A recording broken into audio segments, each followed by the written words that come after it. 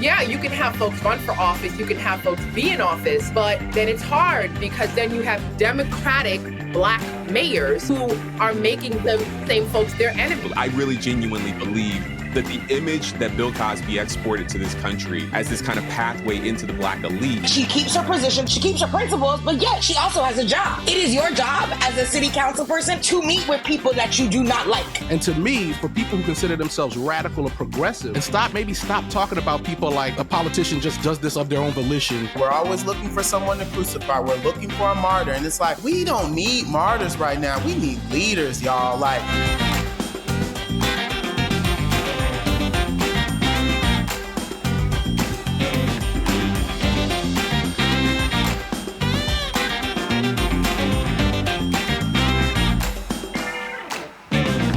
beautiful Black people. I have gathered you all here because Lily actually saying hi to me, Devin. Ooh, no one ever tells me hi.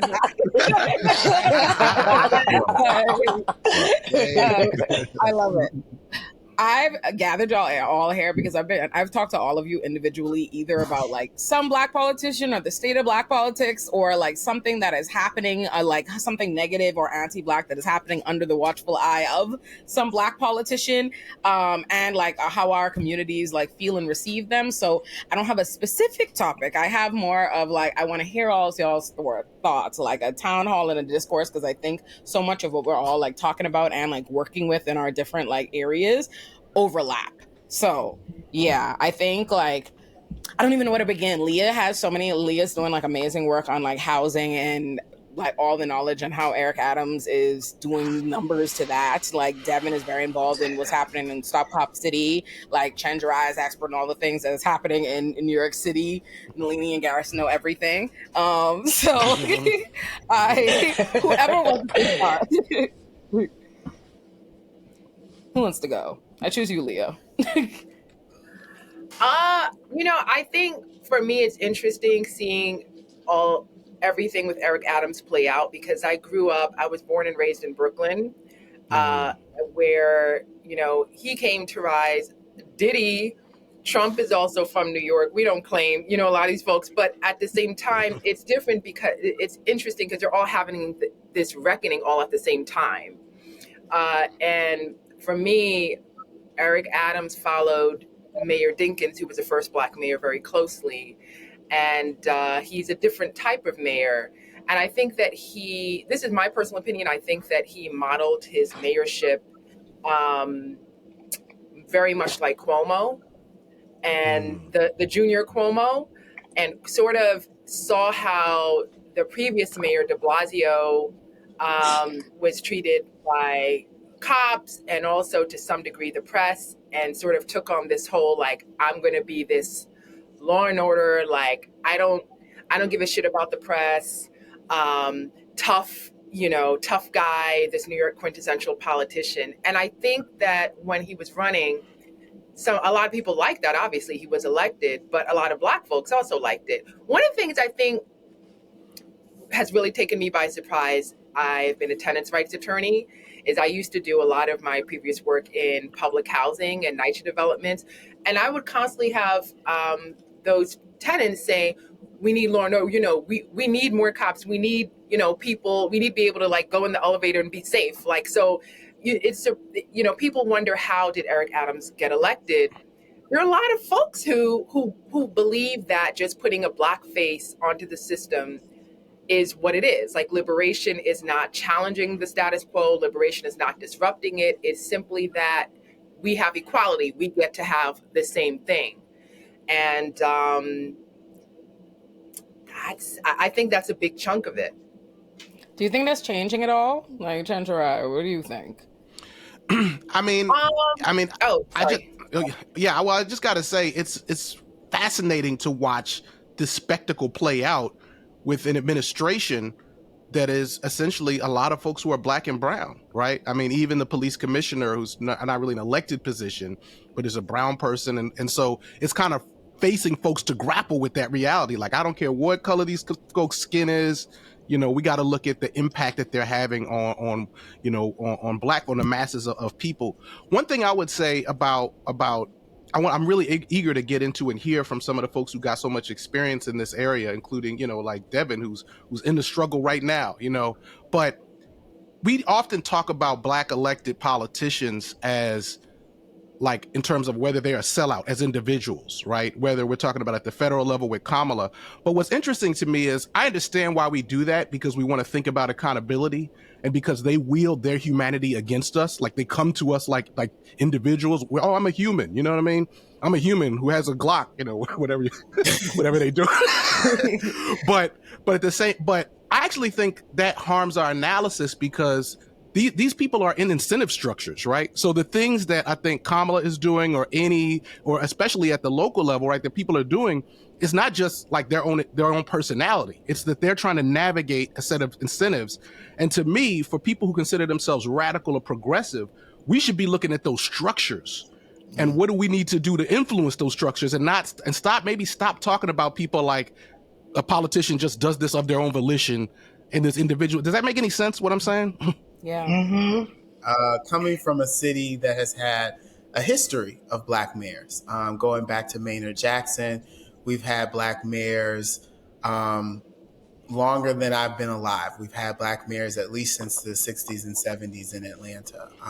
And one of the things that I talk about, as I'm connecting with Black voters is, what has that delivered for us, right? And is that indicative of one Black mayor or a series of Black mayors, or is it indicative of the system in which they operate within, right?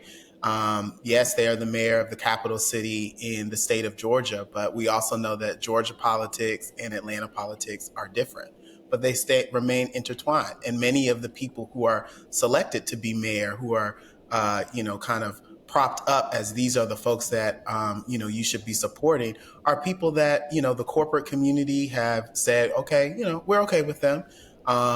People that, high up in law enforcement organizations have said, okay, we're okay with them.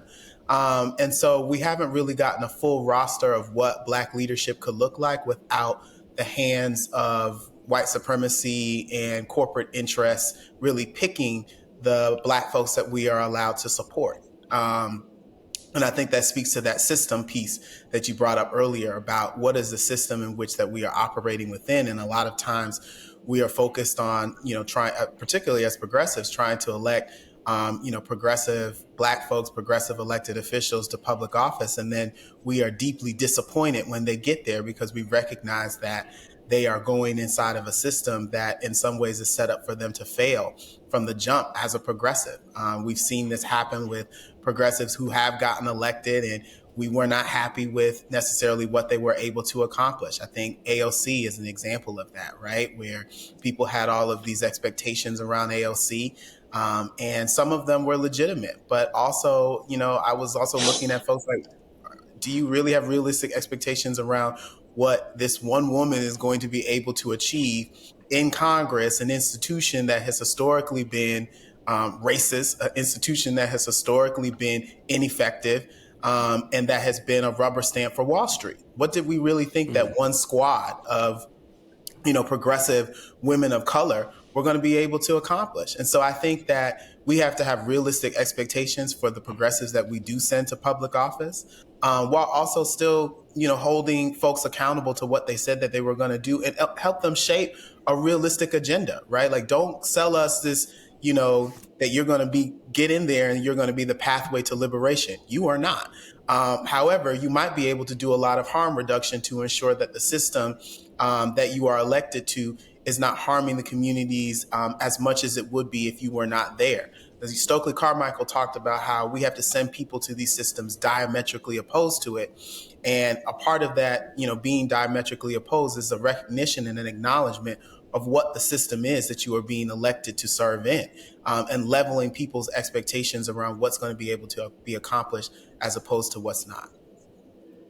I want to jump in here because I want to take seriously what Leah says when she says, like, we're talking to Black folks who are like for cops. Like, we want the police in the elevator. We want the police to be on the streets, because that's a very, very real thing. The reason why we've seen like 80 or so cop cities pop up across the country especially in black cities like Atlanta and Baltimore. And we see that I live in Nashville, Tennessee. We have a progressive mayor and a black police chief, and we have a facility that's coming here. And a lot of that is because the folks on the ground, if we're being honest, are in support of these things. It feels a bit counterintuitive because we all know the progressive voices and the more kind of like radical voices that are against it. But when I talk to my grandmother, she's like, yeah, we need cops.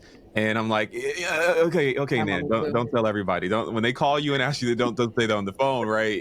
And a lot of it is because I think in many ways we haven't learned the lessons that these kinds of initiatives, these kind of pro cop, more funding for police, like we haven't learned the lessons that are really right there for us to learn. And so I salute, even if they're being discredited, I think the Black Lives Matter movement, for example, really raised people's consciousness around this idea that police don't necessarily prevent crime, but they do kind of like maybe help to solve crime at times, or whatever the case may be. But there are limitations here, and we can have a clear-eyed conversation about those limitations. But the problem, I think, is that the generation of folks who are in leadership right now, I think about Mayor Adams and London Breed, and I think about the mayor of Philly and Muriel Bowser in DC. Andre these Dickens in folks, Atlanta. Andre Dickens in Atlanta, they're all born in like the same like 10-year gap or so, right? Like they're all in a very specific latchkey kid kind of generation with a very specific post-civil rights politic that says like, we need to stamp out the bad actors in our community with harsher sentencing and more investment in the carceral state. And so I think it's important for us like to have these kind of clear-eyed conversations. I agree, Devin, that like we don't know what our communities look like unmolested by white supremacy. And I think that's true. I think that's very, very true. At the same time, I'm not sure if we're doing the necessary education to help folks see that there's a better way forward.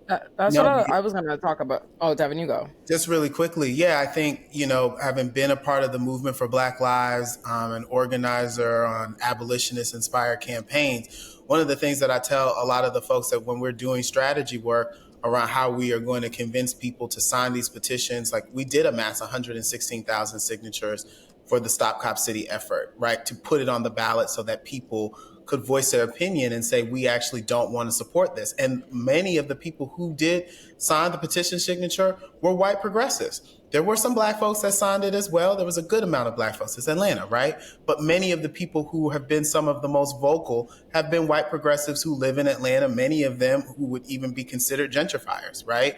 Some of them self-identify as that, right? But I think one of the things that is a challenge when we're talking to black folks is that we don't recognize that most black people are not at abolition, right? Most black people are not there. And so we are oftentimes coming to people with these very radical concepts that we haven't done the political education that is necessary to really get that level of support. And so I think we have to meet people where they are. One of the things that I've talked about is I have coined this term kind of like practical abolition, right? People got to see what are those alternative forms of public safety and see that they're working, right? Before you say, oh, we're going to get rid of this thing. Because also, I think we teach abolition wrong. Abolition is not about the dismantling of something. It's the dismantling of something and the building of something new. And so I think we oftentimes forget about what's the new piece. And one of the challenges and things that I encourage folks in the Stop Cop City movement was we need to, if we say no to this, we can't just be like the Republicans and say no. We have to also say, but what is our yes for? What are we for? And so if we are for training that is centered in de-escalation or mental health crisis response or conflict resolution, then we need to be modeling and developing a center that people can see an alternative vision for what our public safety approach is. But oftentimes we have been stuck at just, we don't want this, as opposed to what we do want instead. And so I think one of the programs that we have in Atlanta is called Policing Alternatives Diversion Initiative, which people can call 311 and a caseworker shows up as opposed to a police officer. And so that's one of the ways that we have been able to show that there are practical ways that we can reimagine the system of public safety that doesn't solely rely on police, prisons, and jails as our main means of keeping people safe. So I think, oh, I'm sorry. No, Leah, you go. I was going to piggyback off of what you were saying, Devin, and say it's also even more nefarious than people don't know. It's also that a lot of Black establishment Dems have specifically cultivated their platform and their identity as anti-Black progressives, anti-Black leftists. So Eric Adams has done that. Okay, if we're keeping it all the way, Sherelle Parker. He said his real enemy is the about Democratic Socialists. Cheryl Parker did it, yeah. You know, MAGA, right? I've heard more from Hakeem Jeffries about AOC and leftists than actual like And he stood by Eric Adams. right? And so, Oh yeah. you know, even locally, I don't even think people know that locally in New York City, when tenant protections, when, you know, you had Black socialists and POC socialists who were proposing things like good cause eviction, which is a tenant protection law. You know, in a nutshell, it's even if you don't live in rent stabilized housing, if you live in private unregulated housing, your landlord has to have a reason to evict you. It can't just be your lease is up, and some other protections. You know, you had some Black establishment Dems who were like, no, this is the reason why we can't have these folks in office. This is, and they framed it as this, and including when Eric Adams ran for office, they framed this as a threat to Black power. Specifically, what about Black landlords? What about if you want to own your home and you rent it out? These people are proposing things that are like literally destructive to the Black community. This is how it is framed. So I think, you know, we have to acknowledge that there is education, but also the political class that we have right now are specifically part of demonizing these policies. They're playing a role. It reminds me a lot of, like, you know, when you say to someone, oh, you're going to have your first Black CEO, and Black people are the first ones to be like, oh, Lord, you know, because are they going to be firing Black people once they get it? You know, like, why did they get that position? You know, are you here to play that role? You're not here to actually fight white supremacy. You're not here to fight the system. You're here to put me in check. That's what you're here to do. And I think that Black CEO, first Black president. First Black woman president. I mean, that's some of the conversation that's being had around VP Harris. And I mean, that's really the reason, like, Atlanta, I think, is like the perfect example of it. I think it's like exemplified in Atlanta, of the fact that you have like this essentially all Black administration, and you regularly have that, and you also have like the first cop city, and you have all these like draconian things, or what was it, like the red dogs. And it's because it's this idea that, like, okay, if we have all these Black people and we allow these Black people are in power, it's because they're there to convince like the white people, the powers that be and whatever, that they're going to control them, and we're going to keep these Black people in check. You know what I mean? Like, and so we're going to police them even harder, right?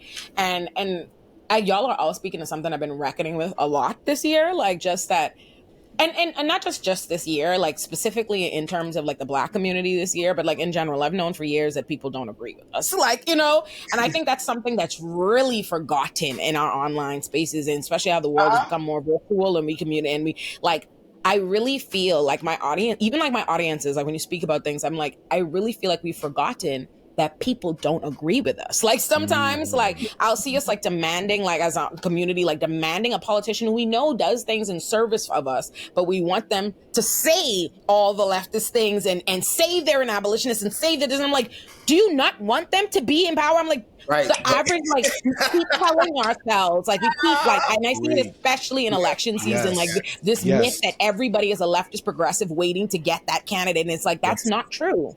Maybe everybody could be a leftist progressive if they were educated and knew better. Yeah, like, I could subscribe to that world. But in this world, they have been indoctrinated to believe very much so in the system. And I'm like, are we having conversations with a lot of Black people? Like, you know what I mean? In real life, not just our, like, you know, our political corner, but in actuality. Right.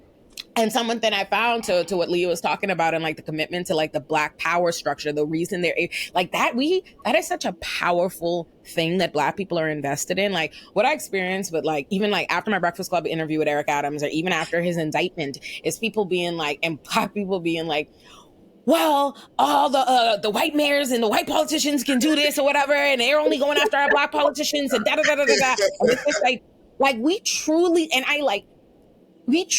so many of us really believe in the idea that we should be able, in order, in order, we should be able to be powerful and be abusive and be corrupt and be all these things because white people can. Like, that's what equality is. So what Leo was saying, like, not to dismantle the structures, but be able to take like an equal role in that, even if that equal role is to hurt Black people like themselves. You know what I mean? Like, oftentimes when I see a lot of like the Black people that are arguing with me in favor of Eric Adams and this and I'm like, you are the most, like, you are the target. You know what I mean? I'm looking and I'm just like, you know, so I think that's something that we really have to reckon with, like, with that, which is why I like focus my energy on education, because I believe, like, I agree with y'all in like resounding. Like, I believe the political education is the most important part, because the reality is, if we get we could get all the policies, we could do all of that, but if the public won't support them, you know what I mean? Like, the politicians will never do them. And so, I just, you know, like, by the way, if you, a really good sort of film representation of this is this film called The Body Politic about Brandon Scott in Baltimore. I encourage everybody to watch it, because you literally see this man trying to kind of usher forth the best he can do in terms of, like, not quite abolitionists, but, you know, a public safety program. You see everybody attack him, from the racist white governor to the Black community, right? It's not happening fast enough. And you see it just dramatizes the struggle in a way that I think makes it real, what you're saying. Also, we were talking about Sherelle Parker. You know, I remember when Darnell Clark, a Black city council member, who I'm going to name his name, went out and actually said, I'm going to bring back stop and frisk. And I remember being like, what? Are you serious? This is a policy that was debunked, has had so much harm, and you're using like that specific language. Like, he didn't even say, he didn't say we're going to check brothers to see if they got guns. He said stop and frisk. And I remember calling a friend of mine who also works in Philly's government and saying, brother, what is going on? And he said, yo, man, there's actually some support for this in the community. He's saying that knowing that he has. So I think that that's really important. And by the way, one other thing I want to bring up is that we're talking about Eric Adams. You know, John Teufel, who was a former CCRB investigator, made a really interesting point. He said, part of the reason why both a group of Black folks, you know, kind of like Black management class, whatever you want to call them, and white liberals supported Eric Adams and overlooked all the telltale signs that you can see in Olay's incredible documentary on Eric Adams. I mean, you watch that documentary, right? The question that you have to ask is, how did anybody ever get on board with this person, right? All the flags. I mean, it's not even red flags. We need something bigger than flags. But the reason why he said that they supported him is because he allowed them to distance themselves from Black Lives Matter. Right. And I think I was like, wow, that's a really interesting point. So, and I just want to end this little piece by saying that a lot of Black people in my world, I don't want to do the thing where we paint Black folks as a monolith and all that. Ain't nobody doing that. But a lot of Black folks in my world, their only model of economic empowerment that they think about is entrepreneurial, business kind of stuff. So we have work to do when you're trying to make the case to folks. You know what I'm saying? It's like they understand that. And I think that's actually work that we have to do, as you all are saying, to kind of like say, like, yo, we got to recognize that folks are facing, you know, the Black politician who wants to push something forward is facing a struggle, you know? But I think the other thing too is that, I mean, as somebody who lives now in Philly from New York and lived in Atlanta, I've gotten to experience all different types of Black executives and how leadership is positioned. But like a big part of it is that Black working class people are not recruited to run for office, you know, and my vantage point from action, right? Like you go to the pipeline of, and this is no offense to no HBCUs or no colleges. I didn't go to college. So, but like you either go from like the Howard pipeline, or you go from the Divine Nine pipeline, or you go from some sort of pipeline that has there is institutional wealth in some way, right? There's institutional resources in some way. And so I think that that's a big problem too. Like the fact that I think we are, and I'm saying on an executive level, not so much. There are working class folks who have been elected to city council. And I mean, in Philadelphia, we are, Working Families Party is the minor party now. And we have Kendra Brooks, who's from North Philly, who was a parent advocate. We have Nicholas O'Rourke, who's from Indiana originally, who's a pastor, right? So we've been doing that work. And it is like, part of what Kendra would say is like she was alone. She felt alone, not just because of race dynamics, but literally like just like socioeconomic dynamics. So I do think that part of when we think about all of these folks, they either have been in the elite system for a while in some sort of way or another, whether it's their social relationships or their college, their pedigree, whatever, or they were on that pathway. And so I think that that's a really big problem when we can't also expect folks who forgot what it is to be working class to remember and represent the Black working class and to also sit down and listen to people. And so I think that that's one thing. I obviously agree with like all of the, like, we can't also expect, you know, Black folk, we ain't a monolith. I think in a different context, like in the Caribbean context, like as like I'm half West Indian and like my family, it is a lot about community care. Like, it's not necessarily about entrepreneurship because, like, coming from immigrant families, like, my dad was like, I ain't ever going to be an entrepreneur. So he worked at Siemens for years, but he made sure that, like, his people were okay. He has his groups that he's always talked to in the Belizean community here. And so, but what I do think is just like, you know, in Black Caribbean communities, especially in New York, they're just kind of like, nobody's going to listen to us. Like, why? Like, at least in, like, you know, when I speak to, like, my aunties and stuff like that, they're like, yeah, these men, like, you can't stand Eric Adams just because of how he presents himself. It doesn't even have to do with his policies and his issues. He just presents himself like that and so, excuse my language, you're like, you know, that person. And so they'd be like, nah, we don't like him. We don't like him. They're not even looking at his policies.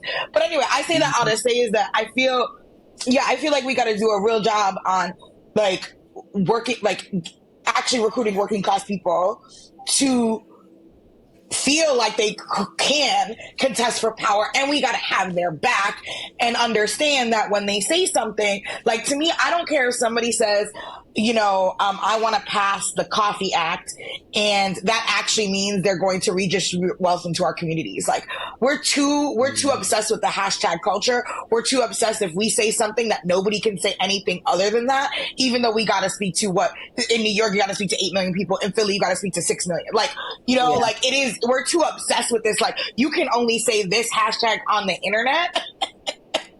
Yep. And nothing else. And that's like a big problem too, to expect that from black electeds. It's do we create the political environment for Black progressives to be successful? That right? part. I would argue that we have not fully done that as the left, as progressives. We have not fully done that. I think I look at the dynamics of my race, and you are singing my song right now. I have 2 folks who are, you know, they've come through the Divine Nine. One was in class with VP Harris at Howard. Wow. Another one went to Spelman, and it's no disrespect to those institutions, right? But like, that has been the pedigree for most Black city council members and mayors that have come through the city of Atlanta. And one of the things that I tell Black folks who are working class Black people is, what has that done for you? With each Black mayor and Black city council, less Black folks have been able to afford to live in the city of Atlanta. Like, trees and Black people got something in common in Atlanta. They're both disappearing. And so the idea that these folks have been, I know that was a bar. The idea from that same pedigree is going to really be representative of the working class Black folks in Atlanta. We haven't seen any evidence of that. Where's the proof of concept of that, right? And so that has been one of the biggest challenges. I think it's ridiculous how Atlanta, we stand at this intersection of these glaring contradictions, where we have this history of Black leadership. We are the cradle of the civil rights movement, but we have consistently been the #1 city for racial income inequality in the country. Only 22% of Black third graders in Atlanta public schools are reading on grade level. Those things that's just madness to me. That's outrageous. I just sat with a mother who's from the Virgin Islands. Her child was killed by an off-duty Atlanta police officer who had a history of DUI. He had been arrested for DUI in 2021. The night that he shot Devon Anderson in a neighboring city of Atlanta, he was drunk. And the police covered up for him. He didn't have to take a breathalyzer test. They denied, the black sheriff denied the warrant that they had to draw his blood. These are all black people who were complicit, right, in the murder of a black man in Atlanta, the Black Mecca, the city too busy to hate, the cradle of the civil rights movement. And for me, it's offensive because I'm from Atlanta. My folks are Caribbean and they did the New York thing like all the Jamaicans and Trinidadians do, right? And then they came down to the South and the States. And but I went to Atlanta. I went to school in Atlanta, and I went to the King Center. I met John Lewis multiple times. He came and spoke at my school. I met all of these amazing black people leadership, and I actually believed the things that they said. And so now here I am at 34, and I'm just like, all of this rhetoric is not adding up to what the conditions that my people are living in. But now that I'm calling it out, I'm oftentimes, and others like me, are viewed as the problem. And I think that is the conversation that we have to have with working class black folks, because without them, these folks can't get elected. I have so many thoughts, right? Because you and Nalini, like, everything y'all are saying is 100% correct. And then it just makes me think about how much, like, I don't know, like, power must corrupt, or what's inherently there. Because for everything y'all are saying, I know the exact, like, flip side of that, where it also is the same way. Because what I'll see a lot is, first of all, working class black people are often, like, their economic situation prevents them from being able to do service jobs. You know what I mean? Like, you can't do unpaid internships. You can't go be a public defender. You can't go choose these routes when you have a family that is struggling. When you come from, it's just entirely fucking different. So they're already, they're prevented. Like, like, whenever I've been through school and all of that, like, my working class black friends could not afford to decide to be a public defender. I remember them, they were barely making it through school. So they were literally trying to make it to the end to try to get a job that could help them and take care of their families, right? So that's already the thing. So what'll often happen is that's how, like, well-to-do or privileged black people end up in those positions and being able to do those jobs. And then I think another level, like another layer to that, is what also happens is when you do see black people who do have, like, working class backgrounds end up in these positions of power, there's this attitude of, I got it out the mud, so I made it. Things, you have to do things to make it. Like, I see black people are very forgiving to backstories where you did wrong if you made it. Because it's this idea that people who are powerful, in order to be powerful, in order to be successful, somebody gotta lose, somebody gotta get hurt, and there is an energy to that. And I often think too, what I've seen a lot of is black people who come from those communities, who come from, like, struggling communities, working class communities, have less sympathy for other black people from those communities, because they feel like, well, I made it, I this, I that, like, and what I found often is very, like, privileged, you know what I mean, who didn't come from those communities, middle class, upper middle class black people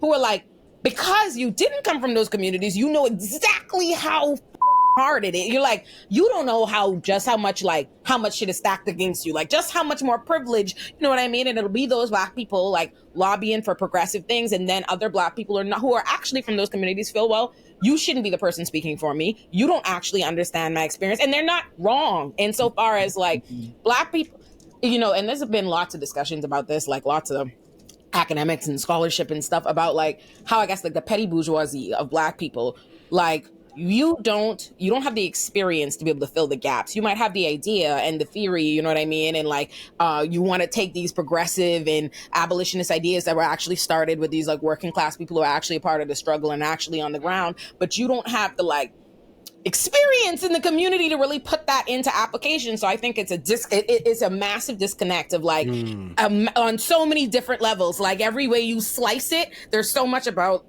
the black experience and inherent oppressive structures, and, like, how we survive those things, what we come to believe in the wake of that and experience in our communities, that even either or, you somehow end up at the same result where black people are not in a good position, whether it be the working class, like the well-to-do, all of it, they all seem to end up at the same point. Yeah, I do want to come back to something that I heard earlier that I thought was really kind of, like, smart. This idea, I think Devin actually said it, not to constantly pick on what Devin's saying, but I think, Devin, you said this earlier about kind of, like, proof of concept. This idea that, like, we don't have, who are the people who have come from, you know what I'm saying, like around the way or whatever it is, come from nothing, come from the hood, come from the disinvested communities, and have made it and are still connected to those communities. There are so many like incentive structures that as you rise, your network changes, the people around you change, and it becomes this club that like they get me, I get them, like we kind of get what it means to be in this privileged class. And so you're completely disconnected from the community. And I'm wondering, like, who are those people? And a couple of people come to mind. One, I think about Chris Smalls from, the Amazon kind of union worker kind of push. I don't know all the details of his story, or whatever it is, but I know that he represents someone who's organizing people power or organized people power in a way that I think is powerful. I can't wait to watch this body politic film, Chinchira, that you've recommended. But I also think about Ras Baraka in New Jersey as a leader, someone who's like maintaining this kind of, connected to the people kind of ethic. In many ways, I think we are living in the world that Bill Cosby built and created. Like he kind of created this image. The reason why like Donald Trump is going around and he's so proud to talk about all this money that he invested in HBCUs is because of the Cosby Show. Like that's what I believe. I really genuinely believe that the image that Bill Cosby exported to this country really centered Hillman and this kind of HBCU experience as this kind of pathway into the Black elite. And it's not a coincidence, in my opinion, that within 15 years of the Cosby Show ending, we got a Barack Obama who in many ways kind of captured that same Black elite energy and that kind of same like Black nuclear family kind of vibe. And so I think obviously Vice President Kamala Harris is benefiting from that.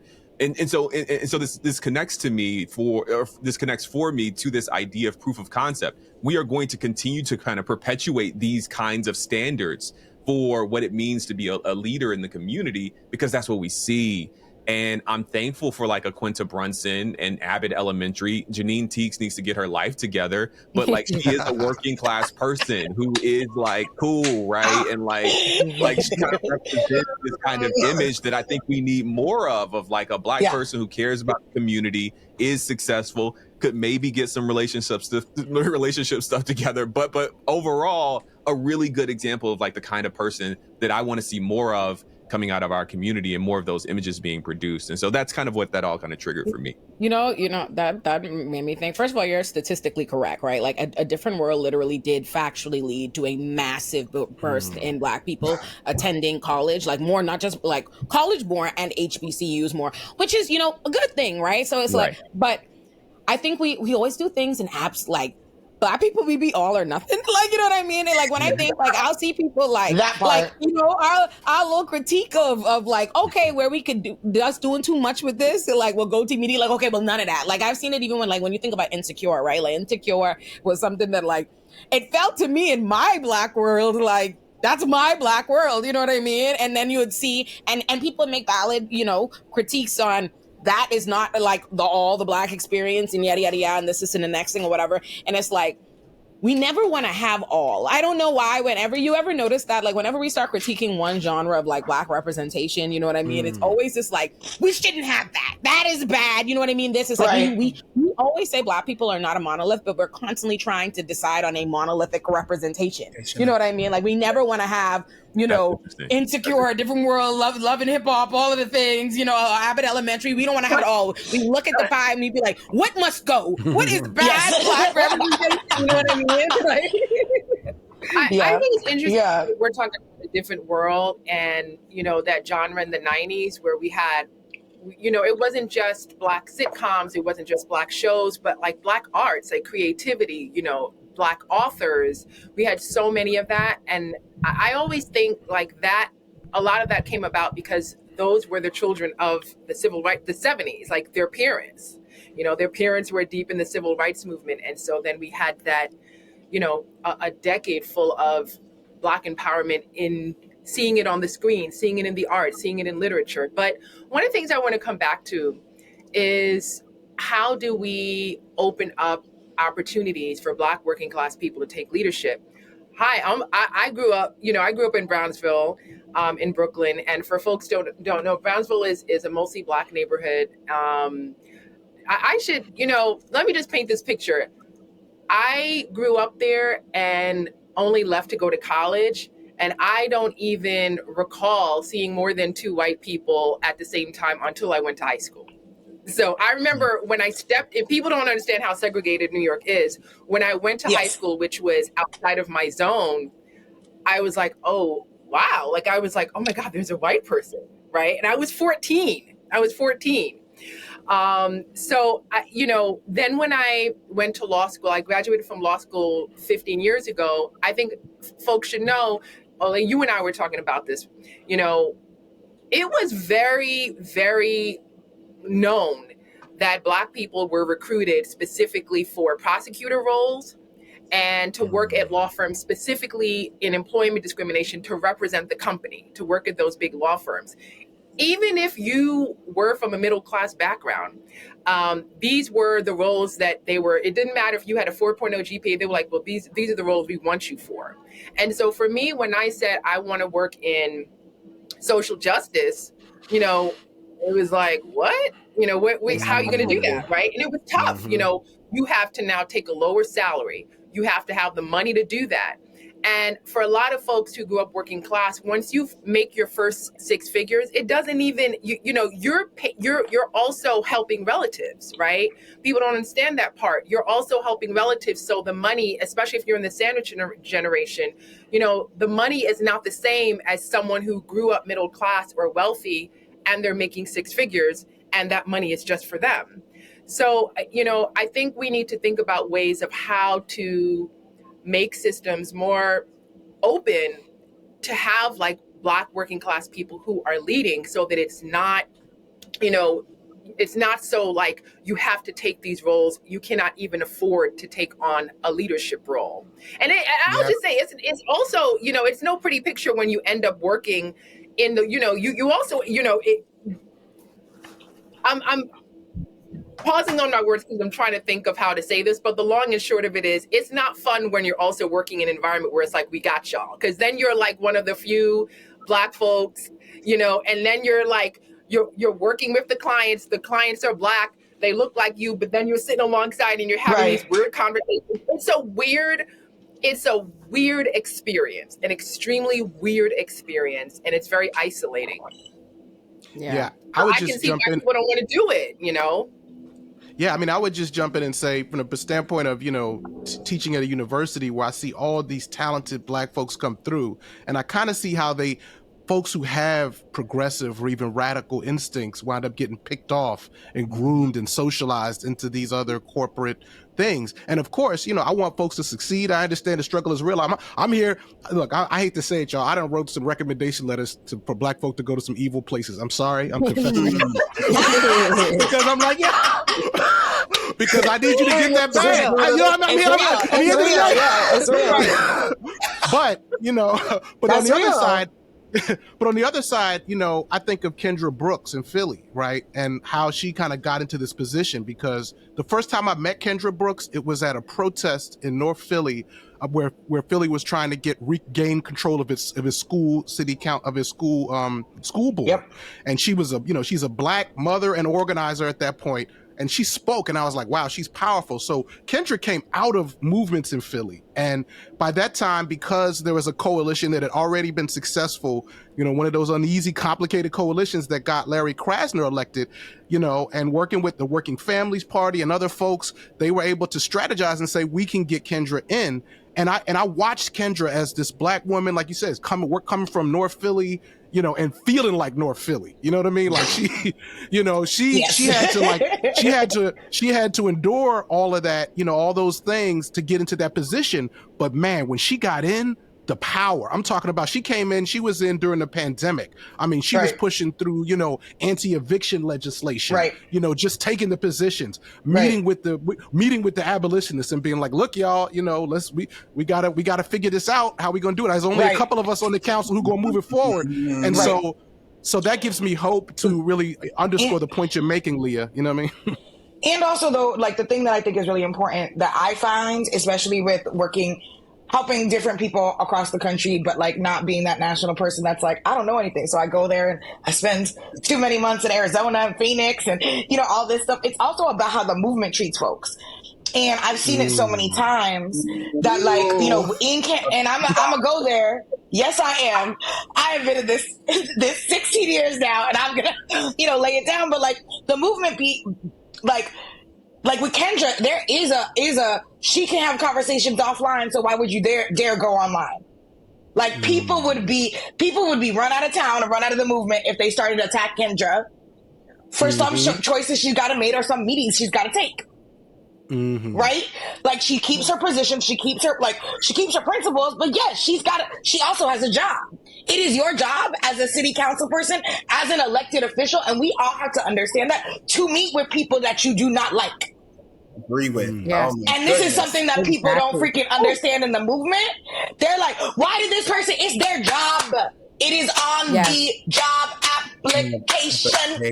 It is number one. That don't mean that they friends with them. That don't mean that, right? Like, and there's different positionings that, you know, electeds couldn't do. That's on their teams to show how they actually feel about it. But they have to meet with people. Certain people, right? They have to meet with their colleagues. If you are another city council person, you can, especially on an 8-person city council, you can't just be like, bye, you know, like you're gonna see that person every day in an intimate setting. So I think that it's also the space that we give folks. I have seen countless people only serve one term on a city and local level because people said they didn't go far enough. My friend, like, you know, Phoenix is a really good example. Like Phoenix got all cops out of schools and they pushed the one guy who was forcing that because he didn't do enough. They got all cops out of schools in the city in one of the largest public school districts in this country, and they said that wasn't enough. So we also got to understand, like, I think especially in movement spaces, we got to stop with this whole, like, I could do it if it was better, because I couldn't. It's why I never run. I can't deal with that stuff. I just can't. Devin, bless you. I've known you for a long time. Bless you. I'm so glad you're doing it. But ain't me, you know? It ain't me. It's just like, I know I can't. We have unproductive. We have not even unrealistic, unproductive expectations of people involved in this work. Like I have seen it time and time again. People more concerned with feeling like you said the right thing, you took the right, like, you know what I mean, rather than what is actually being done. Like they will prevent things from being done because I'd rather you just, like, I remember even with my debating Eric Adams on the Breakfast Club. I remember when the picture first came up, before the interview came out, a shit ton of people, why would you even talk to him? Platform. Someone said to me about the mayor, why would I platform the mayor? Why would I validate? Wait, Olay, I gotta say, hold up. I didn't go all the way there, but I ain't gonna lie. When I saw the picture, I was like, I'm sorry. It was just a It was just a It wasn't a, you know what I mean? I'm so ready. Y'all are singing my song right now, because I was like, damn right. It's absolutely, you should absolutely go there and talk to him. You should absolutely take it to him. I think part of the challenge that I have with movement is a couple of things when it comes to supporting movement candidates, right? One is we don't have realistic expectations. Like, for example, all of the candidates in my race were asked to meet with the president of the Atlanta Police Foundation, which is the organization that has kicked off the first cop city. I spoke with my wife about it, and she and I were like, so are you going to tell movement? And I said, no, I'm going to have a conversation afterwards, because I'm not going to have this ridiculous expectation that I should not even have a conversation with him, because what that signals to the traditional Black folks, which is he can't work with nobody. He's not agreeable. He doesn't know what it's like to be, right? And so those are the folks, the grandmas, they gonna show up regardless, okay? Whether it's snowing, raining, they gonna put that ballot in the mail, they gonna show up. And so when they hear that Devin took a protest, a position to not meet with the Atlanta Police Foundation president, in their mind, they're gonna say he is unfit, because he can't even meet with people that he doesn't agree with. I think the other thing that sometimes movement does is that we don't recognize where we have the opportunity to build power after a loss. Power building is essential, particularly when you know that you are up against the principalities and the powers that be. And so it means you're going to take an L, but how do you take an L and remix that into a win in 5 years, in 6 years, in the next election cycle? There are some organizations who will remain unnamed who put a lot of work into organizing and amassing 116,000 signatures so that people could vote on whether or not we move forward with this facility. And because the Mayor Dickens, has stalled this in court and refuses to drop the lawsuit, it's held up in court. And so at this point, it won't be on the ballot. And so for many people, they saw that as a loss. And so they have decided that instead of getting involved in a race that has consequential implications for what will happen with the militarization of police moving forward, they have decided to fold their hands and do nothing, which is insane to me. And so when we have the opportunity to support movement candidates who have been dedicated to the cause, if we don't get what we initially wanted, then sometimes we fold up our hands and we say, well, we're out. And I think that that's a mistake, because it's not just me, it's other candidates who can talk about how they have felt like movement, working class candidates who have felt like movement has turned their back on them at the opportunity when they needed it the most. And so that is why it is hard to recruit movement candidates. That's why, because many folks in movement are willing to, run. But then when they hear the conversations that the people that they want to have the support from in movement have about the folks who are running, it's like, well, damn, like y'all gonna cannibalize me too. And so we cannibalize our own, we eat our own, we feed our own to the wolves. And then when we have the opportunity, when we look and say, well, where's the movement candidate? Why would someone want to do this? Why? Yeah. So there's a story in New York about how that happened. An example, a lot of folks know Yusuf Salam, the exonerated five, but there's a backstory to the council member who had that position right before he ran. Yep. And that was council member Christian Richardson Jordan. And she was also one of the movement folks, right? Very powerful speaker, speaking up for the folks in Harlem. There was a developer who wanted to build a whole bunch of apartments, put the proposal through. And I'm not a neutral player here because I sit on my city's planning commission. I'm one of the commissioners. We vote on these things. I'm a tenant advocate. So I have the same reservations that the council member had, which was there are not enough affordable apartments. And also everybody knows in New York City, everyone might not know, but some of these affordable apartments go up to 6 figures. I'm talking $160,000. And sometimes they start at $60,000. So if you are like low income, you're not even eligible for these affordable apartments. So she was raising a lot of these concerns. And what about the true affordability? What about the fact that there are too many studios and 1 bedrooms? Harlem is also we have a lot of families here. Raising this, giving the developer hell because, this is what these are some of the concerns the community had. And she caught a lot of flack for that. All of these hit pieces, the mayor was coming out, obviously he was standing with the developer. And she ended up getting pushed out in large part because of that project. Because of what happened. So it's also, and again, she was backing the community.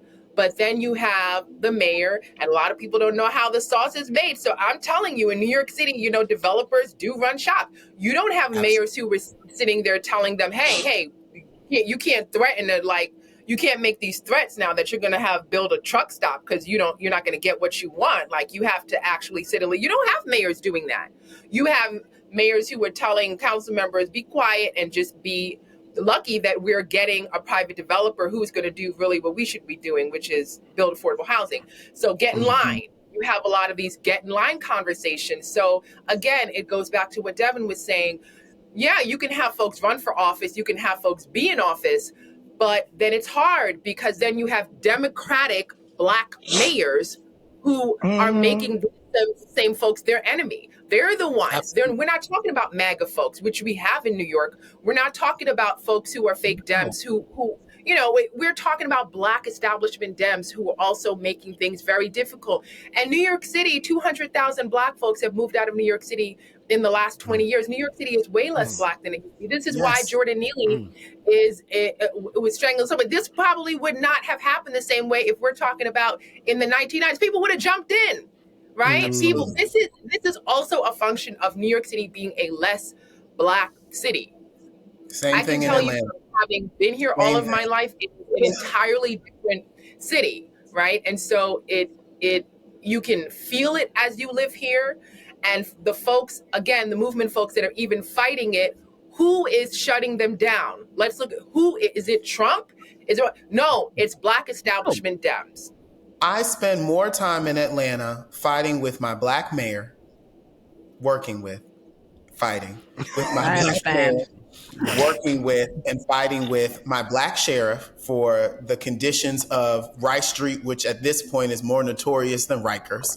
I spend more time having to convince Black folks on city council and county commission to do right by Black folks and not just approve whatever corporate developers bring. I mean, literally, we gave $2 billion away to in tax breaks to a developer from Los Angeles to develop over by State Farm Arena, Mercedes-Benz Stadium, $2 billion in tax breaks. And we were supposed to, and we got the bare minimum on affordable housing. And then today we found out that developer paid an $8.5 million fee to the city so they didn't have to build affordable housing at all, right? Wow. The governor didn't do that. I hardly ever get a chance to take Brian Kemp to task because I'm spending more time fighting for working class people, and the people who oftentimes are against working class people in Atlanta look like me and are part of the same political party, if you will. And that's the conversation that many of us are not ready to have. Yeah. And that makes a lot of sense. But I also think that we're not ready to have a conversation about, like, let's just also be real, because I don't want to have this sound like we're just like, there are actually a lot of working class. We're like also making working class sound like a monolith, and it's not. There are a lot of people who do agree with us, but they ain't organized with us. The places that they're organized in are labor unions or other institutions that are not as moving as their members. And that is a reflection about Black movement that we actually have to, I think that Black movement has also trended toward, I mean, I remember at a conference to not be named, when I went in the room with all the organizers and everybody except me went to college. Everybody except me had a certain economic level. And I was like, are we supposed to be organizing on Black folk? Like, we also have to like take reflections from our movement, because there are plenty of, especially like, you know, when I grew up, because the party raised me, I was raised by, oh Lord, you know, but it was great to be around 1199. It was great to be around Black unions in New York City, right? AFSCME, DC 37, right? Like, really, like, you know, and still this way, my auntie, who I'm staying with right now in Brooklyn, is a 1199 retiree. But movement doesn't do the work to reach out those people. Like, a lot of them came to Occupy Wall Street because the union said to come, but they still didn't necessarily get some of the stuff, right? A lot of them showed up to some of our marches because the union leadership said to come, but we didn't build those relationships with the rank and file. You have a lot of white organizations building relationships with the rank and file and actually putting not the best foot forward in, like, to what leftism is, progressivism, socialism, whatever, you know, whatever your bag of leftness is. And I think that is a problem too, is like when a lot of people go on these national stages and they're beautiful and I love them and I'm a part of them too, and sometimes not, like, I always are saying, like, who's your actual base?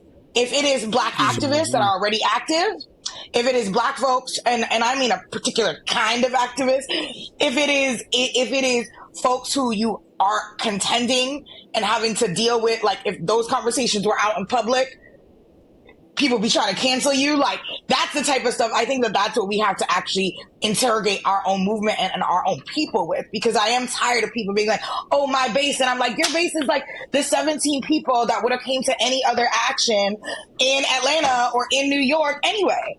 Like, your base is the same. And that's like, and I think that is an organizing problem. That is an organizing problem.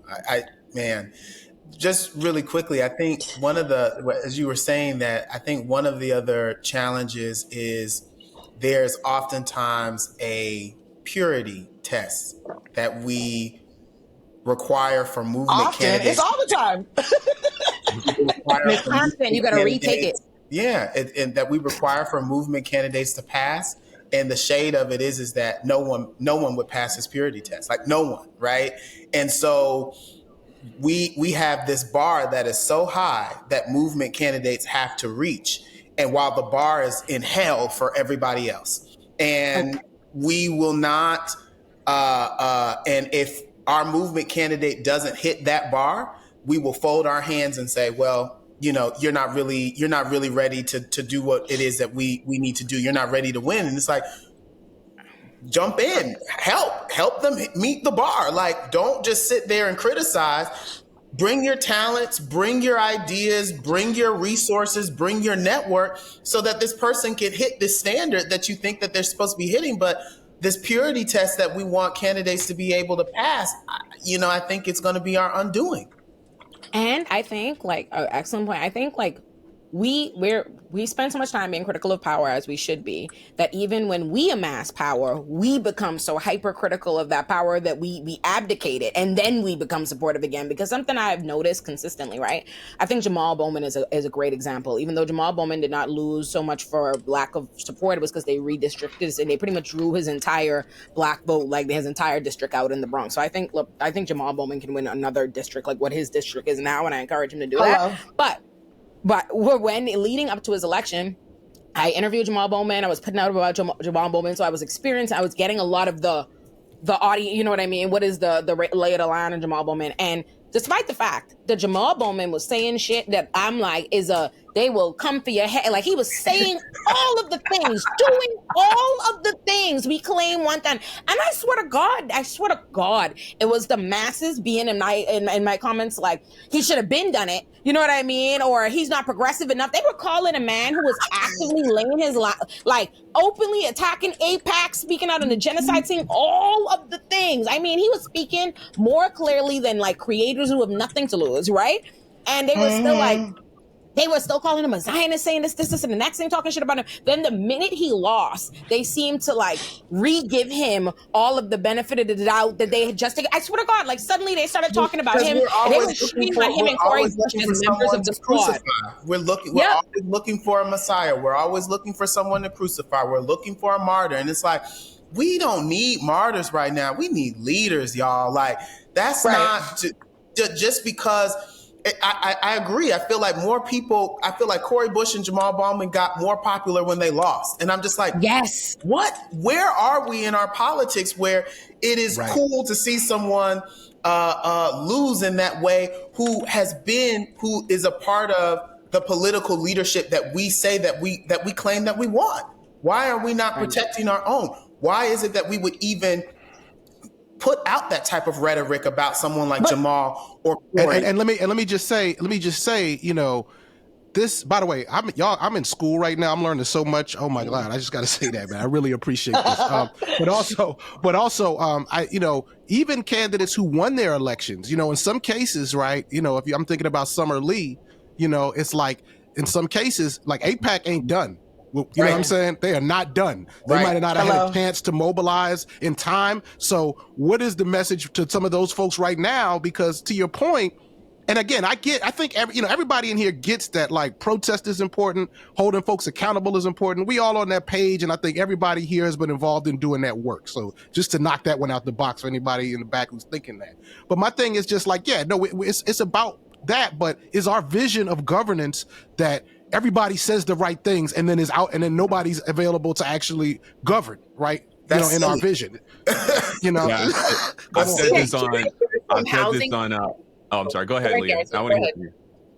I'll say it really quick. I was just going to say, I've said this before on Olay and Friends, so the OGs will know. But like, we need a political change theory, and we need people to like really talk about it in those terms. Mm-hmm. I think Angela Davis did the world a service when she made the statement that, I think she said, electing Kamala Harris would create more opportunity for radical organization in the future, something to that effect. That she's basically saying, like, it might not be everything. She might not be perfect, but she would create the conditions where we can still organize and pursue radical progressive action. Whereas maybe under the other guy, that kind of organization will be stamped out before we could even make the progress that we need. And it speaks to that kind of strategic mind that many of our forebears in the civil rights movement and before had. They were thinking in that way. And I think when we kind of, the good thing is that we have more voices at the table. I don't want to sound like that's a bad thing. That's a good thing. But the kind of the negative, the shadow kind of side to that is that now we have so many people kind of adding to the conversation in ways that are uninformed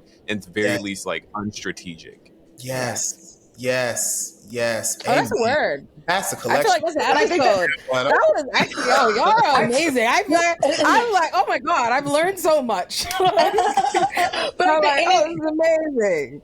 It's great. I think up on something you said, Nalini, because you were talking about unions.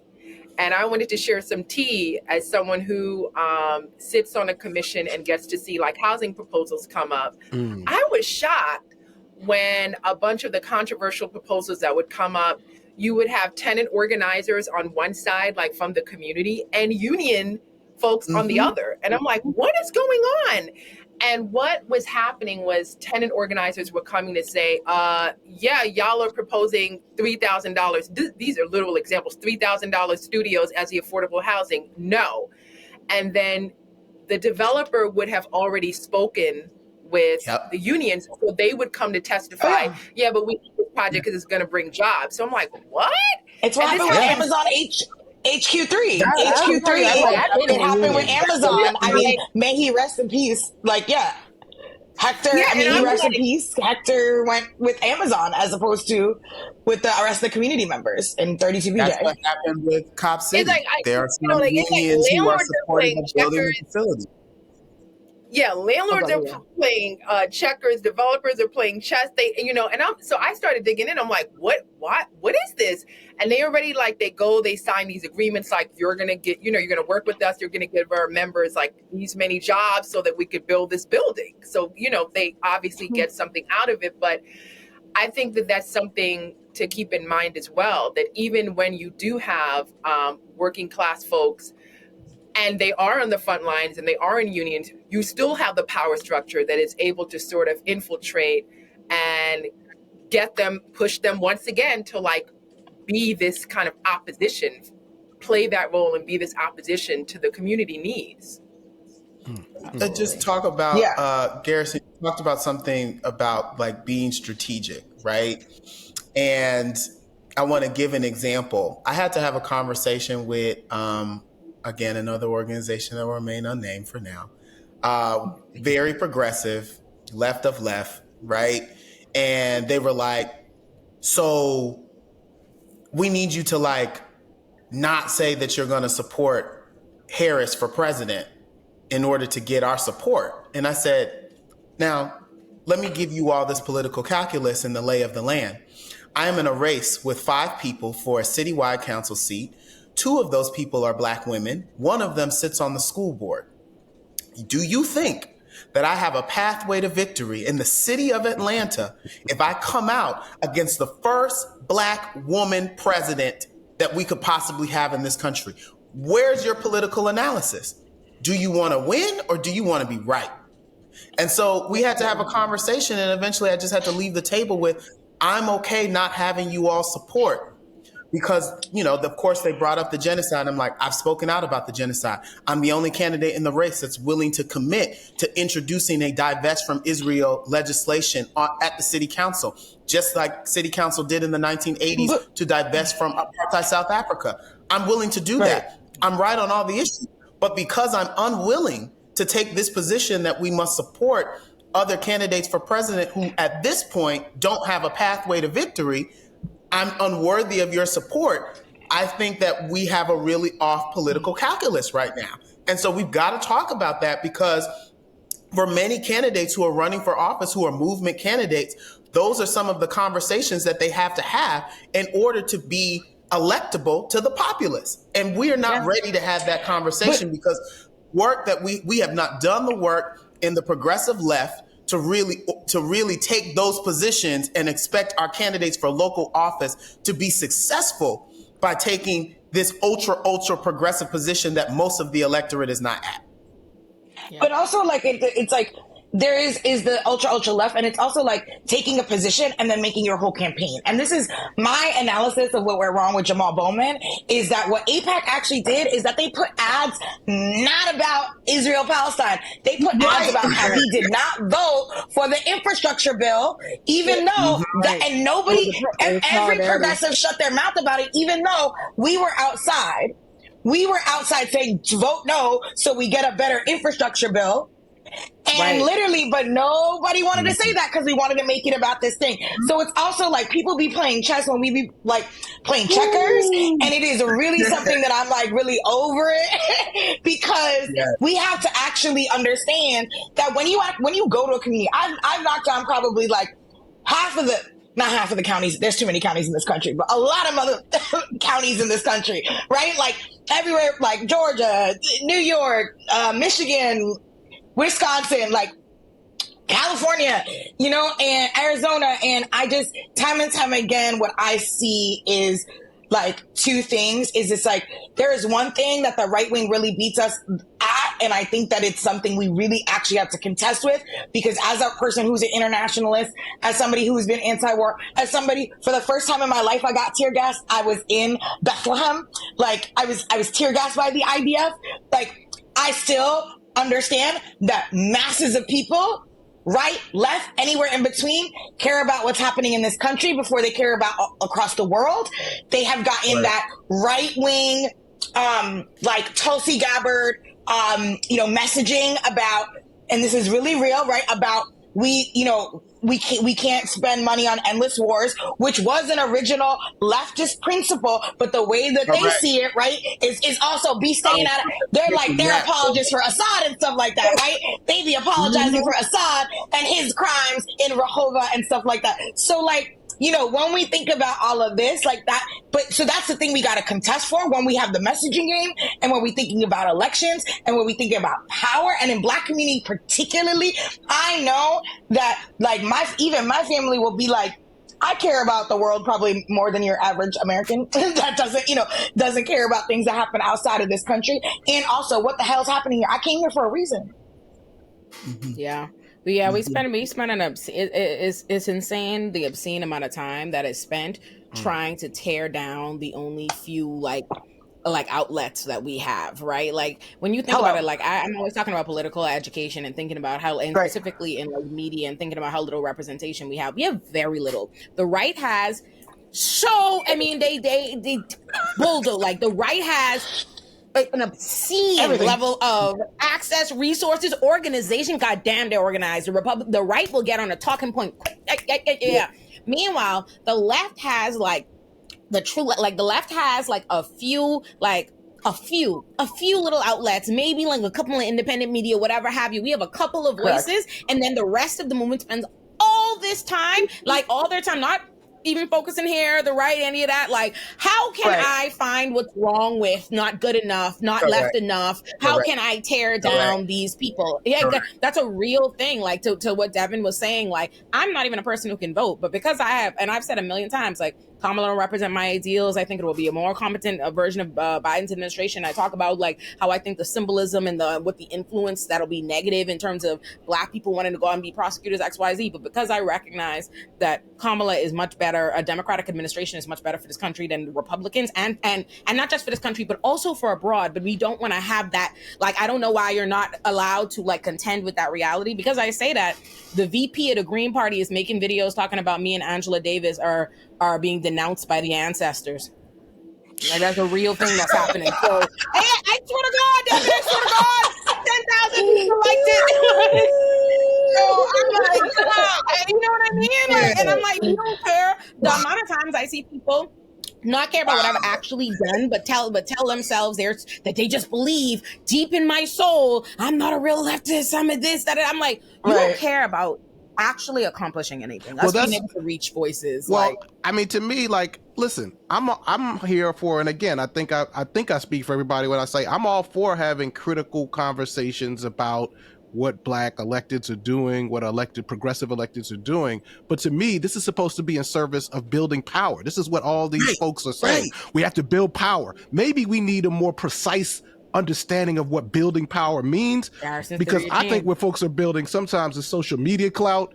They're building their own sort of signaling about their purity. But what are you actually building? Like, what do we get on the other side of that leaves our movements better after between elections? So this is the question I have, right? Not about saying nobody can be critiqued, but what are these critiques building? You know, one of the examples that I gave to folks. Go ahead.